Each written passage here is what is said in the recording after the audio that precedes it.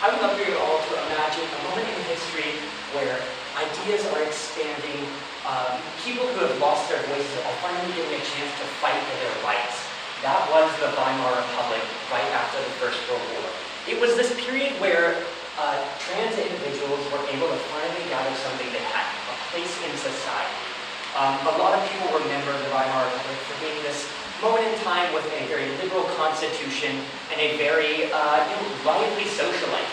My research focuses on how trans people were not allowed to be a part of that.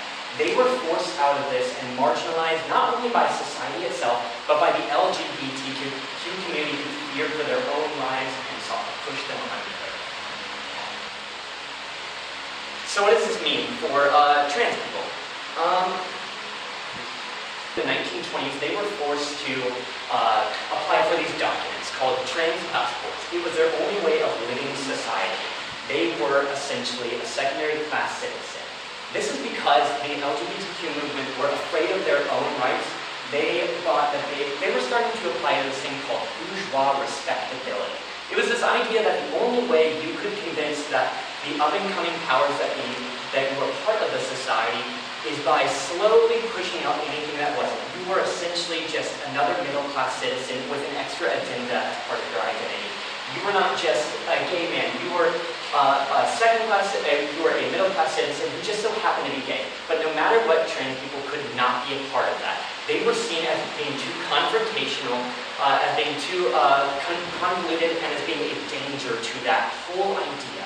And so what happened as a result of this is in the 1930s, trans people were forced out of the LGBTQ movement.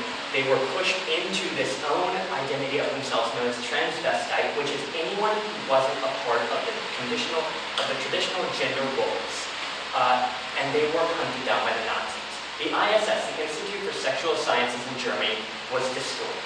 And with it, every single piece of trans research that was done, decades of research on anything having to do with sexuality was burned to the ground. An entire generation of people was lost. We don't know anything else about them. What my research goes to show is what happens when a community becomes so focused on its own survival that it begins to cut off the little parts of it that it views as being a little bit too out there, and how that can lead to people dying very dangerously, very quickly. And it's important today because we are slowly watching it happen with people like J.K. Rowling, who are calling for people like me to not be allowed to use the restroom, not be allowed to use public spaces that you are